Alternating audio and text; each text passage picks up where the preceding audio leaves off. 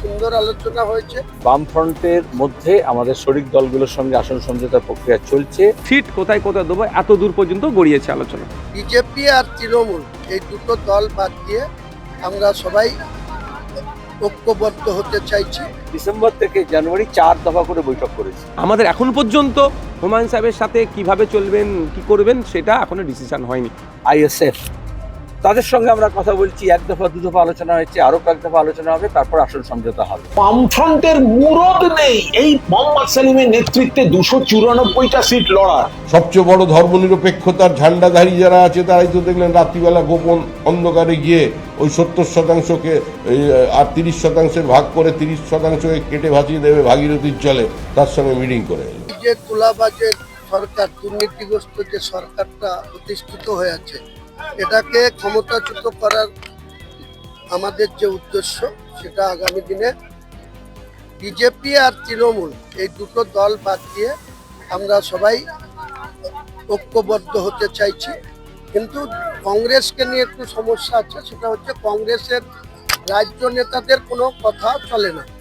এদের দিল্লির নেতারা, রাহুল গান্ধীরা বা দিল্লির যারা স্ক্রিনিং কমিটি আছে, সেই কমিটির নেতারা যা বলবে তার বাইরে এদের কিছু হবে না। আমি রাজ্যের যারা নেতা আছে, রাজ্যের যারা মানে তৃণমূলকে সরাতে চাই, ক্ষমতাচ্যুত করতে চাই, এবং বিজেপিকে যারা রুখতে চাই, তাদের সঙ্গে এইসব ভাবাপন্ন মানুষের সঙ্গে একটা সমঝোতা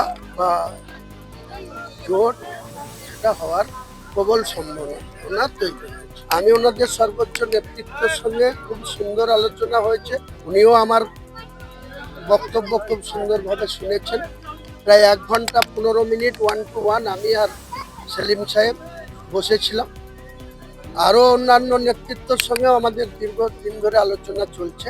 রাজনৈতিকভাবে সমঝোতা, আসন সমঝোতা, ভাগাভাগি এগুলো সব আলিমুদ্দিন স্ট্রিটে হয় বা অন্য রাজনৈতিক দল যদি কেরম থাকে তাদের সঙ্গে কথা বলা হয়। আমরা সে পর্যায়ে আছি। এজন্যই বামফ্রন্টের মধ্যে আমাদের শরিক দলগুলোর সঙ্গে আসন সমঝোতার প্রক্রিয়া চলছে এবং 2-1 দিনের মধ্যে সেটা শেষ হবে।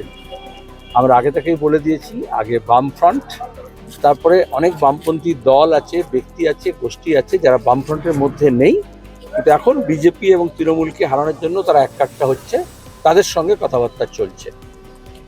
তাদের সঙ্গে আসন সমঝোতা হয়ে গেলে, বাম কনসলিডেশন হয়ে গেলে রাজ্যে, তার ভিত্তিতে যারা বিজেপি এবং তৃণমূলের বিরুদ্ধে টেকসই লড়াই দেবে, শেষ পর্যন্ত থাকবে এবং মানুষের কথা, কাজের কথা, শিক্ষার কথা, স্বাস্থ্যের কথা, পরিবহনের কথা, রোজগারের কথা, 100 দিনের কাজের কথা, আবাসের কথা, ফসলের দামের কথা, সারের কালোবাজারের বিরুদ্ধে কথা বলবে, তাদের সঙ্গে আমরা কথা বলবো। সম্মেলন ডানকুনিতে হয়েছিল, সেখান থেকে আমরা বলেছিলাম বিজেপি তৃণমূল বিরোধী যারাই অবস্থান নেবে তাদের সবার সঙ্গে আমরা কথা বলবো। সিপিআইএমের জোট, সমঝোতা, আন্দোলন, সংগ্রামের মধ্য দিয়ে পরীক্ষিত হয়ে তার উপর তৈরি হয়। এতদিনের বামফ্রন্ট, 34 বছর বামফ্রন্ট সরকার চালিয়েছি আমরা, এতদিন আমরা ভোট লড়ছি, তাও তাদের মধ্যে আসন সমঝোতায় এখন আমরা ডিসেম্বর থেকে জানুয়ারি 4 দফা করে বৈঠক করেছি, কারণ কোনো যাতে ভুল বোঝাবুঝি না থাকে, সবাই ঐক্যবদ্ধ করতে পারে। তাহলে বামফ্রন্টের মধ্যে একটা ফ্রন্ট আছে, তার মধ্যে আসন সমঝোতা যদি 4 দফা আলোচনা করতে হয়, তারপরে বামফ্রন্টের বাইরে যারা আছে, সিপিআইএমএল, আইএসএফ, তাদের সঙ্গে আমরা কথা বলছি, 1 দফা 2 দফা আলোচনা হয়েছে, আরো কয়েক দফা আলোচনা হবে, তারপর আসল সমঝোতা হবে। দেখুন, আমরা বিজেপি এবং তৃণমূলের বিরুদ্ধে একটা ঐক্যবদ্ধ জোট তৈরি করার চেষ্টা বিগত 1 বছর ধরে চালাচ্ছি। সেই চালানোর জন্য আমরা ইগোকে সাইডে রেখে একাধিকবার বামেদের পার্টি অফিসে তথা আলিমুদ্দিন স্ট্রিটে এসে বসেছি, কথা বলেছি। এই পর্যায়ে আমাদের আলোচনা হয়ে আছে সিট কোথায় কোথায় দেবো এত দূর পর্যন্ত গড়িয়েছে আলোচনা। কংগ্রেসের সাথে আমরা একাধিকবার চিঠি দিলেও সেই ধরনের রেসপন্স আসেনি। আনঅফিসিয়ালি আমরা যতটুকু জানতে পেরেছি, এত বড় ডিসিশন নেওয়ার ক্ষেত্রে আপনার এআইসিসির একটা ভূমিকা থাকে। গত রাত্রে জানতে পারলাম যে মোহাম্মদ সেলিম সাহেব এবং হুমায়ুন সাহেব আলোচনা করেছেন। কে কার সাথে আলোচনা করবেন, কোন পার্টি কার সাথে জোটে যাবে, সেটা আইএসএফ তো ঠিক করে দিতে পারে না। তবে আমাদের অবস্থান স্পষ্ট দিনের আলোর মতো, সেটা হচ্ছে যারা প্রকৃত অর্থেই বিজেপি এবং তৃণমূলের বিরুদ্ধে লড়াই করতে চাইছেন এবং সেকুলার মাইন্ডলে যারা চলে, শুধুমাত্র ওই পোশাক আশাকে সেকুলার নয়, কাজকর্মে সেকুলার, কথাবার্তা তো সেকুলার যারা চলে, তাদেরকে নিয়েই আমরা আপকামিং ইলেকশনে জোট করব। সেক্ষেত্রে কি হুমায়ুন কোনো হুমায়ুন সাহেবকে নিয়ে আমাদের অবস্থান অনেক আগেই আমাদের পার্টির পক্ষ থেকে ক্লিয়ার হয়েছে। আমাদের কাছে হুমায়ুন সাহেবের মানে একটা মেসেজ কনভে হয়েছিল, তার পার্টির কোনো এক নেতা কনভে করেছিল, জানিয়েছিলেন। সেই মেসেজ আমি আমাদের রাজ্য কমিটি, কোর কমিটিতে কনভে করেছি। আমাদের এখন পর্যন্ত হুমায়ুন সাহেবের সাথে কিভাবে চলবেন, কি করবেন, সেটা এখনো ডিসিশন হয়নি। সুতরাং যেটা ডিসিশন আমাদের এখনো নিইনি, সেই বিষয়ে তার থেকে বেশি কথা আমি বলতে পারবো না। ভরসা রাখছেন হুমায়ুন সাহেবের উপর? ভরসা আছে কি? বামেদের সাথে কি জোটের সম্ভাবনা রয়েছে? তা আমাদের সম্ভাবনা আছে বলি তো সিট কোন জায়গায় দেবো না দেবো এই লিস্টের আদান প্রদানও হয়েছে। হুমায়ুন সাহেবের উপর কি ভরসা আছে? ভরসা ভয়ের প্রশ্ন তো এখানে আসছে না। আমাদের পার্টি যেটা আলোচনা করে ডিসাইড করবে সেটাই হবে। মোহাম্মদ সেলিম সিপিএম এর রাজ্য সম্পাদক, তিনি নাকি কোন হোটেলে গিয়ে, যেখানে আবার বিজেপির নেতারা সব ওঠেন, বিজেপির নেতারা থাকেন, বিজেপির নেতারা বৈঠক করেন, খাওয়া দাওয়া করেন, সেখানে গিয়ে হুমায়ুন কবিরের সঙ্গে বৈঠক করেছেন মোহাম্মদ সেলিম।